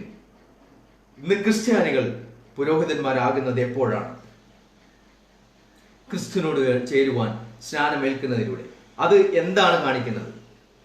നമ്മളും പാപസംബന്ധമായി കർത്താവ് മരിച്ചു അടക്കപ്പെട്ടു ഉയർത്തെഴുന്നേറ്റതുപോലെ നമ്മളും പാപസംബന്ധമായി മരിച്ച് നമ്മുടെ പഴയ മനുഷ്യനെ കുഴിച്ചു മൂടി അവനെ അടക്കം ചെയ്ത് യേശു കർത്താവ് ജീവന്റെ പുതുക്കത്തിൽ എഴുന്നേറ്റു വന്നതുപോലെ എന്നേക്കും ജീവിക്കുന്നവനായി പാപത്തെ, മരണത്തെ, സകലത്തിനെയും ജയിച്ചവനായ യേശു ഉയർത്തെഴുന്നേറ്റ് അവൻ തേജസ്സുള്ള മഹാപുരോഹിതനായിട്ട് അഴിഞ്ഞു പോകാത്ത ജീവന്റെ ശക്തിയാൽ ഉളവായി അവൻ അതിവിശുദ്ധ സ്ഥലത്തേക്ക് തന്റെ ആത്മീയ രക്തവുമായി കൊണ്ടുപോയി തളിച്ച് എന്നേക്കുമുള്ള വിടുതൽ, പാപത്തിൽ നിന്ന് സകല ലോകത്തിനും സകല മനുഷ്യർക്കും, കഴിഞ്ഞുപോയവർക്കും ഇപ്പോഴുള്ളവർക്കും വരാനുള്ളവർക്കും എല്ലാവർക്കും വേണ്ടിയുള്ള മഹാപാപപരിഹാരത്തിനുള്ള യാഗം അർപ്പിച്ച് അവന്റെ ആത്മീയ രക്തവുമായി അതിവിശുദ്ധ സ്ഥലത്തുള്ള സ്വർഗീയ സത്യകൂടാരത്തിൽ അവൻ തളിച്ചു സകല മനുഷ്യർക്കും വേണ്ടിയുള്ള വിമോചനം യേശു ഒരുക്കി. ആ മഹാപുരോഹിതൻ, നമ്മുടെ മധ്യസ്ഥനായി നിൽക്കുന്ന മഹാപുരോഹിതൻ, അവന് വേണ്ടി ആ തേജസ്സിന്റെ മഹാപുരോഹിതന്റെ മുമ്പിൽ ശുശ്രൂഷ ചെയ്യുന്ന പുരോഹിതന്മാരാണ് നാം. നമ്മളും ജീവനും വിശുദ്ധിയും ദൈവത്തിന് പ്രസാദമുള്ള യാഗം അർപ്പിക്കുകയാണ് ഇവിടെ. ആ യോഗ്യത നമ്മളും പ്രാപിക്കുന്നത് നമ്മൾ പാപസംബന്ധമായി മരിച്ചു അടക്കപ്പെട്ടു ഉയർത്തെഴുന്നേറ്റതിലൂടെയാണ്. വീണ്ടും ജനിച്ചു, വെള്ളത്താലും ആത്മാനാലും ജനിച്ചു. യേശുവിന് വേണ്ടി അവന്റെ മുമ്പിൽ ശുശ്രൂഷ ചെയ്യുന്ന സ്വർഗത്തിലെ യഥാർത്ഥ സത്യകൂടാരത്തിന്റെ മുമ്പിൽ നമ്മളും ശുശ്രൂഷ ചെയ്യുക. നമ്മുടെ മഹാപുരോഹിതന്റെ അവനോടൊപ്പം ചേർന്ന് ദൈവത്തോട് അവൻ മുഖാന്തരം നമുക്ക് പിതാവിനോട് അടുത്തു വരാൻ പറ്റുന്നു. തിരശ്ശീലയിൽ നിന്ന് നമ്മളും ഒരിക്കൽ ആലയത്തിലേക്ക് ഒരാൾ കടന്നു വന്നാൽ മരണശിക്ഷയായിരുന്നു. അന്യൻ അടുത്തു വന്നാൽ മരിക്കും. ഇപ്പോൾ നമ്മൾ അന്യന്മാരും പരദേശികളുമല്ല, വിശുദ്ധന്മാരുടെ സഹപൗരന്മാർ, ദൈവത്തിന്റെ ഭവനക്കാര്. എഫേസ്യർ 2-ാം നമ്മൾ അത് ഓർമ്മിപ്പിക്കുന്നത്. ഇന്ന് ദൈവത്തിന്റെ സന്നിധിയിൽ പരമാർത്ഥ ഹൃദയത്തോട് അടുത്തു വരാൻ പറ്റുന്നു.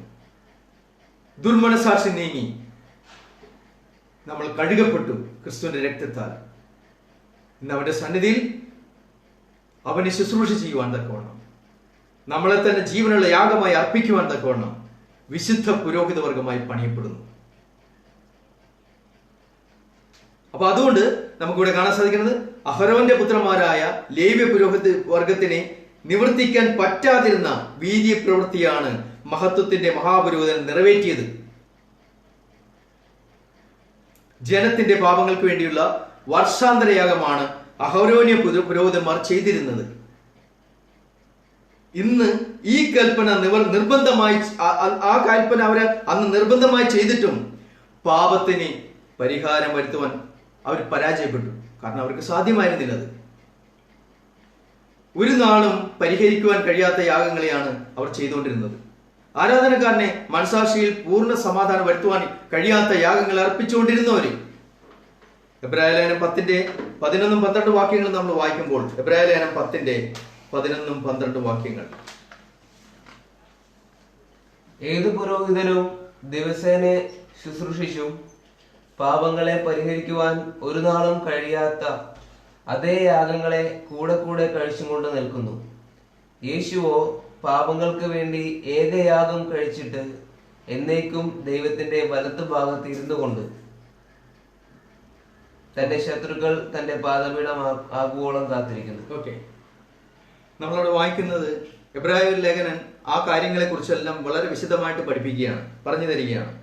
അന്ന് ഏത് പുരോഹിതനും ദിവസേന ശുശ്രൂഷിക്കുന്നുണ്ട് പാപങ്ങളെ, പക്ഷേ ഒരു നാളും പരിഹരിക്കുവാൻ കഴിയാത്ത യാഗങ്ങളെ കൂടെ കൂടെ കഴിച്ചുകൊണ്ടിരിക്കുന്നു.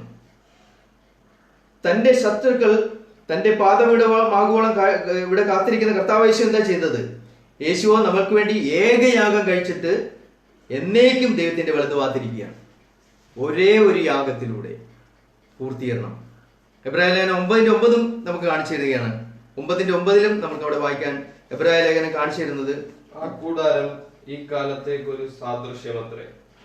അതിനൊത്തവണ്ണം ആരാധനക്കാരന് മനസ്സാക്ഷിയിൽ പൂർണ്ണ സമാധാനം വരുത്തുവാൻ കഴിയാത്ത വഴിപാടും യാഗവും അർപ്പിച്ചു വരുന്നു. അപ്പൊ അന്നത്തെ ആ കൂടാരം ഈ കാലത്തേക്ക് ഒരു സാദൃശ്യം, എന്നാൽ അതിന് ഒത്തവണ്ണം ആരാധനക്കാരനെ മനസാക്ഷിയിൽ പൂർണ്ണ സമാധാനം വരുത്തുവാൻ കഴിയാത്ത വഴിപാടും യാഗവും അർപ്പിച്ചു വരുന്നു. നോക്കാം, ഒരു യാഗം അർപ്പിക്കാൻ അവർ കടന്നു വരുന്നത് പ്രതീക്ഷയോടുകൂടി വരുമ്പോൾ അവർക്കൊരു പൂർണ്ണ സമാധാനമായിരുന്നു ആവശ്യം. ദൈവത്തോട് ഒരു പൂർണ്ണമായ നിരപ്പില് അവരുടെ പാപം അവരെയും തമ്മിൽ അകറ്റിയിരുന്നു. അതൊന്ന് പരിഹരിക്കപ്പെടണം. മനുഷ്യന്റെ പാപജീവിതം മൂലം ദൈവത്തോട് അടുക്കുവാൻ അവർക്ക് കഴിയില്ലായിരുന്നു. അത് എന്ത് ചെയ്താലാണ് അവർക്ക് വീണ്ടും ഒന്ന് ദൈവത്തോട് നിരപ്പിലെത്താൻ സാധിക്കുന്നത്? അവരുടെ പാപത്തിന്റെ ആ കുറ്റബോധം, പാപത്തിന്റെ സകലവിധമായ ഓർമ്മകളും തുടച്ചു മായ്ക്കപ്പെടാൻ ഞങ്ങൾ എന്ത് ചെയ്താൽ പറ്റും?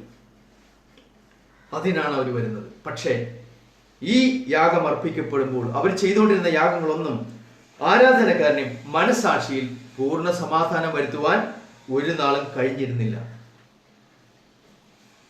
എന്നാൽ നമുക്ക് കാണാൻ സാധിക്കുന്നത് 11 വാക്യം മുതൽ നമ്മൾ താഴേക്ക് വായിക്കുമ്പോൾ കാണാൻ സാധിക്കും, ക്രിസ്തുവോ വരുവാനുള്ള നന്മകളുടെ മഹാപുരോഹിതനായി വന്നിട്ട് കൈപ്പണിയില്ലാത്തതായി എന്ന് വെച്ചാൽ ഈ സൃഷ്ടിയിൽ ഉൾപ്പെടാത്തതും വലിപ്പവുമേറിയ തികവുമേറിയ ഒരു കൂടാരത്തിൽ കൂടി ആട്ടുകൊറ്റന്മാരുടെയും പശുക്കിടാങ്ങളുടെയും രക്തത്താലല്ല, സ്വന്തം രക്തത്താൽ തന്നെ ഒരിക്കലായി വിശുദ്ധ മന്ദിരത്തിൽ പ്രവേശിച്ച് എന്നേക്കുമുള്ള വീണ്ടെടുപ്പ് സാധിച്ചു. ദൈവത്തിന് എത്ര സ്തുതി മഹത്വം നാം കരയേറ്റേണ്ടതാണ്. ഇന്ന് കുറ്റബോധം മാറുന്നു, മനസാക്ഷിയിൽ പൂർണ്ണ സമാധാനം, പാപത്തിന്റെ ഓർമ്മ തുടച്ചു മായ്ച്ചു കളഞ്ഞു. ദൈവം തുടച്ചു വൃത്തിയാക്കി കഴിഞ്ഞു. പുതിയ ഒരു പേപ്പർ, ഒരു വെള്ള പേപ്പർ പോലെ നിർമ്മലമായ ഒരു ഹൃദയം, പുതിയൊരു ഹൃദയം കൊടുത്തു. പഴയ ഹൃദയം മാറി. ദൈവത്തിന്റെ ആത്മാവിനെ ഉള്ളിൽ കൊടുത്തു. കംപ്ലീറ്റ് ദൈവം ഒരു പാപം പോലും ശേഷിക്കാതെ യേശു കഴുകുമ്പോൾ മുഴുവനും കഴുകി കളയുന്നു. ആഴിയുടെ അടിത്തട്ടിൽ ഞാൻ ഇട്ട് കളയുന്നു എന്ന് പറയണം. ഇനി ഒരിക്കലും അവിടെ നിന്ന് തിരിച്ചു വരില്ല. ദൈവം ഇനി ഒരിക്കൽ പോലും ഒരു പാപമുള്ളവനായി പോലും കാണുന്നില്ല. കംപ്ലീറ്റ് ശുദ്ധീകരിക്കപ്പെട്ട അവസ്ഥ. ക്രിസ്തുവിൽ നാം നീതീകരിക്കപ്പെട്ടു എന്ന് വെച്ചാൽ ഒരു പാപവും ഇല്ലാത്തവനായി എണ്ണി ദൈവം. കംപ്ലീറ്റ് ശുദ്ധീകരിക്കപ്പെട്ട അവസ്ഥ, മുഴുവനായും നിർമ്മലീകരിക്കപ്പെട്ട അവസ്ഥ. അതിലേക്കാണ് ക്രിസ്തു എന്ന മഹാപുരോഹിതൻ നമുക്ക് വേണ്ടി ചെയ്തിരിക്കുന്നത്. അതുകൊണ്ട് എബ്രായ ലേഖനം 9:24 വാക്യത്തിൽ നമുക്ക് വായിക്കാൻ സാധിക്കുന്നത് ഇങ്ങനെയാണ്, ക്രിസ്തു വാസ്തവമായതിന്റെ പ്രതിബിംബമായി കൈപ്പണിയായ വിശുദ്ധ മന്ദിരത്തിലേക്കല്ല, ഇപ്പോൾ നമുക്ക് വേണ്ടി ദൈവസന്നിധിയിൽ പ്രത്യക്ഷനാകുവാൻ സ്വർഗത്തിലേക്ക് അത്രേ പ്രവേശിച്ചത്. യേശു പ്രവേശിച്ച സ്ഥലം സ്വർഗമാണ്. സ്വർഗാദി സ്വർഗത്തിലെ ആ ഒറ്റ യാഗം കൊണ്ട് നിയമത്തിന്റെ എല്ലാ ന്യൂനതകളും മഹത്വത്തിന്റെ ഈ മഹാപുരോഹിതൻ പരിഹരിച്ചു, ശുദ്ധീകരിച്ചു എന്നുള്ളതാണ്. ആരാധനക്കാരന് മനസാക്ഷിയിൽ പൂർണ്ണ സമാധാനം നൽകുവാൻ യേശുവിന് കഴിഞ്ഞു എന്നുള്ളതാണ്. അതിന്റെ 26 വാക്യം വരെ നമ്മൾ വായിച്ചാൽ അവിടെ 25 മഹാപുരോഹിതൻ ആണ്ടുതോറും അന്യ രക്തത്തോടുകൂടി വിശുദ്ധ മന്ദിരത്തിൽ പ്രവേശിക്കുന്നത് പോലെ അവന് തന്നെത്താൻ കൂടെ അർപ്പിക്കേണ്ട ആവശ്യം ഇല്ല. 26 വാക്യത്തിൽ കാണാം, അങ്ങനെയായാൽ ലോകസ്ഥാപനം മുതൽക്ക് അവൻ പലപ്പോഴും കഷ്ടം അനുഭവിക്കേണ്ടിയിരുന്നു. എന്നാൽ അവൻ ലോകാവസാനത്തിൽ സ്വന്തം യാഗം കൊണ്ട് പാപപരിഹാരം വരുത്തുവാൻ ഒരിക്കൽ പ്രത്യക്ഷനായി യേശു. ആ ഒരിക്കൽ ആയതിലൂടെ സകല ന്യൂനതകളും മാറ്റി സകല വിധത്തിലും പരിഹരിച്ചു. മനുഷ്യന്റെ എല്ലാ പ്രശ്നങ്ങൾക്കും, മനുഷ്യന്റെ സകല പ്രശ്നങ്ങൾക്കും അവന്റെ മനസാക്ഷിയിൽ പൂർണ്ണ സമാധാനം വരുത്തുവാൻ കഴിയുന്ന വിധത്തിൽ അവന്റെ എല്ലാ പ്രശ്നങ്ങളും നീക്കി കൊടുക്കുവാൻ, അവന്റെ പാപം എന്നുള്ള എല്ലാ പ്രശ്നങ്ങളും നീക്കി കൊടുക്കുവാൻ യേശുവിന്റെ ഏകയാഗത്തിന് കഴിഞ്ഞു എന്നുള്ളതാണ് നമുക്ക് കിട്ടിയ ഏറ്റവും മഹത്വമേറിയ എല്ലാ അംഗീകാരങ്ങളും, ദൈവത്തിന് കൊടുക്കാൻ പറ്റിയ ഏറ്റവും സ്തുതി മഹത്വവും എല്ലാം അതാണ് നമുക്ക് വ്യക്തമായിട്ട് കാണാൻ സാധിക്കും. എന്തുമാത്രം ദൈവത്തെ സ്തുതിക്കുവാൻ, എത്രമാത്രം അവന്റെ സ്വർഗീയമായ നാമത്തെ പുകഴ്ത്തുവാൻ, ദൈവം ചെയ്തതിനെ ഓർത്ത് നിത്യനെ സ്തുതിക്കുവാൻ എത്രമാത്രം നാം കടപ്പെട്ടിരിക്കുന്നു എന്ന് നമുക്ക് ഓർക്കാം. അതുകൊണ്ട് വിശുദ്ധ സ്ഥലത്തിലേക്ക് പ്രവേശിച്ച നമ്മുടെ കർത്താവ് യേശു, സ്വർഗത്തിലെ മഹാപുരോഹിതൻ, തേജസ്സിന്റെ മഹാപുരോഹിതൻ, അവൻ യഥാർത്ഥ മഹാപുരോഹിതൻ നമുക്ക് വേണ്ടി പാപത്തിന് മുഴുവൻ പ്രായശ്ചിത്തം വരുത്തി കഴിഞ്ഞു. ദൈവത്തിന്റെ മുമ്പാകെ നിൽക്കുവാൻ സുപ്രധാനമായ ഒരു ആഘോഷമാണ് അവൻ നമുക്ക് വേണ്ടി ഇപ്പോൾ ചെയ്തിരിക്കുന്നത്. വെളിപ്പാട് പുസ്തകത്തിന് 4-ാം അധ്യായത്തിലും 5-ാം അധ്യായത്തിലും അതുകൊണ്ട് നമുക്ക് കാണാൻ സാധിക്കുന്നത്, അവരുടെ വീണ്ടെടുക്കപ്പെട്ടവർ, രക്തത്താൽ കഴുകപ്പെട്ടവർ കർത്താവിന്റെ സന്നിധിയിൽ എപ്പോഴും എപ്പോഴും എപ്പോഴും, കാരണം അവരെ ഇരുത്തിയിരിക്കുന്നത് സ്വർഗത്തിലാണ്. ക്രിസ്തുവിനോട് കൂടി ഉയർത്തെഴുന്നേൽപ്പിച്ച് സ്വർഗത്തിൽ ഇരുത്തിയിരിക്കുന്നു. കൊലോസ്യലേഖനം 3-ാം അധ്യായത്തിൽ പറയുന്നത്, ക്രിസ്തുവിനോടുകൂടി നിങ്ങൾ ഉയർത്തെഴുന്നേറ്റിരിക്കുന്നുവെങ്കിൽ ക്രിസ്തു ദൈവത്തിന്റെ വലതുഭാഗത്തിരിക്കുന്ന ഇടമായി ഉയരത്തിലുള്ള അന്വേഷിപ്പീൻ, ഭൂമിയിലുള്ളതല്ല ഉയരത്തിലുള്ളത് തന്നെ ചിന്തിപ്പീൻ. നമ്മളെ ക്രിസ്തുവിനോടുകൂടി ഉയർത്തെഴുന്നേൽപ്പിച്ച് സ്വർഗത്തിൽ ഇരുത്തിയിരിക്കുന്നു. ക്രിസ്തുവിനോടുകൂടി ഉയർത്തെഴുന്നേൽപ്പിച്ച് സ്വർഗത്തിൽ, അവനോടുകൂടി ഉയർത്തെഴുന്നേൽപ്പിച്ച് സ്വർഗത്തിൽ ഇരുത്തിയിരിക്കുന്നു. അതുകൊണ്ട് അവിടെ നടക്കുന്നത് അവർക്ക് ദൈവം കൊടുത്തിരിക്കുന്ന കംപ്ലീറ്റ് കാര്യങ്ങളും അവരുടെ കിരീടങ്ങൾ എല്ലാം കർത്താവിന്റെ സന്നിധിയിൽ അർപ്പിച്ചുകൊണ്ട് അവന്റെ മുമ്പിൽ സർവദാ രാവും പകലും അവന്റെ മുമ്പിൽ പ്രോസ്കിനെ ചെയ്ത് അവന്റെ മുമ്പിൽ നമസ്കരിച്ച് കിടക്കുകയാണ്. ഇന്നും ആത്മീയമായി നമ്മളെ കർത്താവ് നമ്മുടെ യേശുക്രിസ്തുവിനോടൊപ്പം മരിച്ചു. നമ്മുടെ പഴയ മനുഷ്യനെ അവനോടുകൂടി അടക്കം ചെയ്ത് പുതിയ മനുഷ്യനെ ദൈവം ഉയർത്തെഴുന്നേൽപ്പിച്ച് ഇന്ന് ക്രിസ്തുവിനോടുകൂടി സ്വർഗത്തിൽ ഇരുത്തിയിരിക്കുന്നു. സ്വർഗത്തിൽ ഇരുത്തിയിരിക്കുന്നു. നമ്മുടെ ആത്മീയ മനുഷ്യൻ, അല്ലെങ്കിൽ ആത്മീയമായി നമ്മുടെ പൊസിഷൻ സ്വർഗത്തിലെ സിംഹാസനത്തിന് മുമ്പിൽ വീണ് നമസ്കരിച്ചിരിക്കുന്ന, അവന്റെ മുമ്പിൽ വീണ് കിടക്കുന്ന ചിത്രമാണ് നമുക്ക് തരുന്നത്. അവന്റെ മുമ്പിൽ വീണ് കിടക്കുന്ന മനുഷ്യരായ നമ്മൾ ഈ ഭൂമിയിൽ അതിന് തക്കത രീതിയിലുള്ള, അതിന് യോഗ്യമായ രീതിയിലുള്ള ഭൂമിയിലുള്ള നമ്മുടെ ജീവിതം ശൈലി, നമ്മുടെ മനോഭാവം, നമ്മുടെ പെരുമാറ്റം, പ്രവൃത്തികൾ, നമ്മുടെ ജീവിത രീതികളെല്ലാം തന്നെ അതിന് യോജിച്ച വിധത്തിൽ ഇവിടെ ജീവിക്കുക എന്നുള്ളതാണ് ദൈവം നമുക്ക് നൽകുന്ന യഥാർത്ഥമായ ചിത്രം. അതുകൊണ്ട് പാപത്തിൽ നിന്ന് നമുക്ക് മോചനം നേടി ക്രിസ്തുവിൽ നമ്മൾ സ്വതന്ത്രരാണെന്ന് നമുക്ക് ഇന്ന് ലഭിച്ചിരിക്കുന്ന ഏറ്റവും വലിയ അനുഗ്രഹങ്ങൾ നമുക്ക് അവന്റെ സന്നിധിയിൽ നമുക്ക് വെളിപ്പാട് പുസ്തകം 4-ാം അധ്യായത്തിന്റെ 8-ാം വാക്യത്തിലും 5-ാം അധ്യായത്തിന്റെ 2 മുതൽ ചില വാക്യങ്ങളും കൂടി വായിച്ചുകൊണ്ട് നമുക്ക് ഈ ഭാഗത്തിലേക്ക്. 4 ജീവികളും ഓരോന്നിനെ 6 ചിറകുള്ളതായി ചുറ്റിലും അകത്തും കണ്ണ് നിറഞ്ഞിരിക്കുന്നു. ഇരിക്കുന്നവനും ഇരുന്നവനും വരുവാനുള്ളവനുമായി സർവശക്തിയുള്ള കർത്താവായ ദൈവം പരിശുദ്ധൻ പരിശുദ്ധൻ പരിശുദ്ധൻ എന്ന് അവർ രാപ്പകൽ വിശ്രമം കൂടാതെ പറഞ്ഞുകൊണ്ടിരുന്നു. അതിന്റെ 11-ാം വാക്യം, കർത്താവേ, നീ സർവവും സൃഷ്ടിച്ചവനും എല്ലാം നിന്റെ ഇഷ്ടഹേതു പോലെ ഉണ്ടായതും സൃഷ്ടിക്കപ്പെട്ടതുമാകിയാൽ മഹത്വവും ബഹുമാനവും ശക്തിയും കൈക്കൊള്ളുവാൻ യോഗ്യൻ എന്ന് പറഞ്ഞുകൊണ്ട് തങ്ങളുടെ കിരീടങ്ങളെ സിംഹാസനത്തിന് മുമ്പിൽ അവർ ഇടുന്നു. അതിന്റെ 5-ാം അധ്യായത്തിൽ 2-ാം വാക്യം നമുക്ക് കാണാൻ സാധിക്കും, ആ പുസ്തകം തുറക്കുവാനും അതിന്റെ മുദ്ര പൊട്ടിപ്പാനും യോഗ്യൻ ആരുള്ളൂ എന്ന് അത്യുച്ചത്തിൽ ഘോഷിക്കുന്ന ശക്തനായ ദൂതനെ കണ്ടു. നമ്മൾ വെളിപ്പാട് പുസ്തകത്തിന്റെ പഠനത്തിൽ അല്ലാത്തതുകൊണ്ട് ഇതിനെ അധികം നമുക്ക് വിശദീകരിക്കാനായിട്ട് പറ്റില്ല. അവിടെ ചില വാക്യങ്ങൾ വായിച്ചു മാത്രം കടന്നു പോവുകയാണ്. 5-ാം വാക്യത്തിൽ നമുക്ക് കാണാം, അപ്പോൾ മൂപ്പന്മാരിൽ ഒരുത്തൻ എന്നോട് കരയണ്ട, യഹൂദ ഗോത്രത്തിലെ സിംഹവും ദാവീദിന്റെ വേരുമായവൻ പുസ്തകവും അതിന്റെ 7 മുദ്രയും തുറക്കുവാൻ തക്കവണ്ണം ജയം പ്രാപിച്ചിരിക്കുന്നു എന്ന് പറഞ്ഞു. അതിനുശേഷം 8 മുതൽ 14 വരെ വാക്യങ്ങൾ നമ്മൾ വായിക്കുമ്പോൾ, വാങ്ങിയപ്പോൾ 4 ജീവികളും 24 മൂപ്പന്മാരും ഓരോരുത്തൻ വീണയും വിശുദ്ധന്മാരുടെ പ്രാർത്ഥന എന്ന ധൂപവർഗം നിറഞ്ഞ പൊൻകലശവും പിടിച്ചുകൊണ്ട് കുഞ്ഞാടിന്റെ മുമ്പാകെ വീണ്, പുസ്തകം വാങ്ങുവാനും അതിന്റെ മുദ്ര പൊട്ടിപ്പാനും നീ യോഗ്യൻ, നീ അറുക്കപ്പെട്ടു, നിന്റെ രക്തം കൊണ്ട് സർവ്വഗോത്രത്തിലും ഭാഷയിലും വംശത്തിലും ജാതിയിലും നിന്നുള്ളവരെ ദൈവത്തിനായി വിലക്ക് വാങ്ങി. തങ്ങളുടെ ദൈവത്തിന് അവരെ രാജ്യവും പുരോഹിതന്മാരും ആക്കി വെച്ചു. അവർ ഭൂമിയിൽ വാഴുന്നു എന്നൊരു പുതിയ പാട്ട് അവർ പാടുന്നു. തങ്ങളുടെ ദൈവത്തിനെ അവരെ രാജ്യവും പുരോഹിതന്മാരും ആക്കി വെച്ചു. അവർ ഭൂമിയിൽ വാഴുന്നു എന്നൊരു പുതിയ പാട്ട് അവർ പാടുന്നു. പിന്നെ ഞാൻ ദർശനത്തിൽ സിംഹാസനത്തിന്റെയും ജീവികളുടെയും മൂപ്പന്മാരുടെ ചുറ്റിലും ഏറിയ ദൂതന്മാരുടെ ശബ്ദം കേട്ടു. അവരുടെ എണ്ണം 10,000 10,000 ആയിരുന്നു. അവർ അത്യുച്ചത്തിൽ അർക്കപ്പെട്ട കുഞ്ഞാട് ശക്തിയും ധനവും ജ്ഞാനവും ബലവും ബഹുമാനവും മഹത്വവും സ്തോത്രവും ലഭിപ്പാൻ യോഗ്യൻ എന്ന് പറഞ്ഞു. സ്വർഗത്തിലും ഭൂമിയിലും ഭൂമിക്ക് കീഴിലും സമുദ്രത്തിലും ഉള്ള സകല സൃഷ്ടിയും അവയിലുള്ളതൊക്കെയും കുഞ്ഞാടിനും സിംഹാസനത്തിൽ ഇരിക്കുന്നവനും കുഞ്ഞാടിനും സ്തോത്രവും ബഹുമാനവും മഹത്വവും ബലവും എന്നേക്കും ഉണ്ടാകട്ടെ എന്ന് പറയുന്നത് ഞാൻ കേട്ടു. 4 ജീവികളും ആമേൻ എന്ന് പറഞ്ഞു. മൂപ്പന്മാർ വീണ് നമസ്കരിച്ചു. തേജസ്സുള്ള മഹാപുരോഹിതൻ. അതുകൊണ്ട് കർത്താവിന്റെ സന്നിധിയിൽ നമ്മൾ ചിന്തിച്ച ഈ വിഷയങ്ങൾ നമ്മൾ നോക്കുമ്പോൾ നമുക്ക് നോക്കാം, നമ്മൾ സ്വതന്ത്രരാക്കപ്പെട്ടു കഴിഞ്ഞു, മോചനം പ്രാപിച്ചു കഴിഞ്ഞു. റോമാലേഖനം 6:17-18 വാക്യങ്ങൾ നമ്മൾ വായിക്കുമ്പോൾ റോമാലേഖനം 6:17-18 വാക്യങ്ങൾ വിവരിക്കുന്ന പോലെ ഒരിക്കൽ പാപത്തിന്റെ ദാസന്മാരായിരുന്നു ആ വ്യക്തികളെ ഇന്ന് നമ്മെ പഠിപ്പിച്ച ഉപദേശ രൂപത്തെ ഹൃദയപൂർവം അനുസരിച്ച് ദൈവത്തിന് ദാസന്മാരായി തീർന്നു. അതുകൊണ്ട് സകല വിധത്തിലും പാപങ്ങളിൽ നിന്ന് മോചനം പ്രാപിക്കാൻ കഴിയുന്ന വിധത്തിൽ അവന്റെ സുവിശേഷം കേട്ട് വിശ്വസിച്ച് മാനസാന്തരപ്പെട്ട് യേശുവിനെ ദൈവപുത്രനായി മഹത്വത്തിലേക്ക് യേശുവിനെ ഏറ്റുപറഞ്ഞ്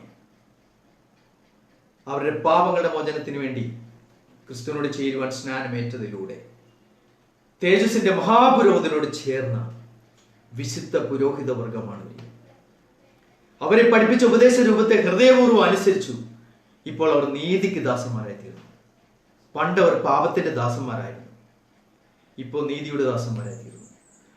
തേജസ്സുള്ള മഹാപുരോഹിതന്റെ കൂട്ടാളികളായി മാറി. അവരോട് ചേർക്കപ്പെട്ടിരിക്കുന്ന വിശുദ്ധ പുരോഹിത വർഗമാണ്.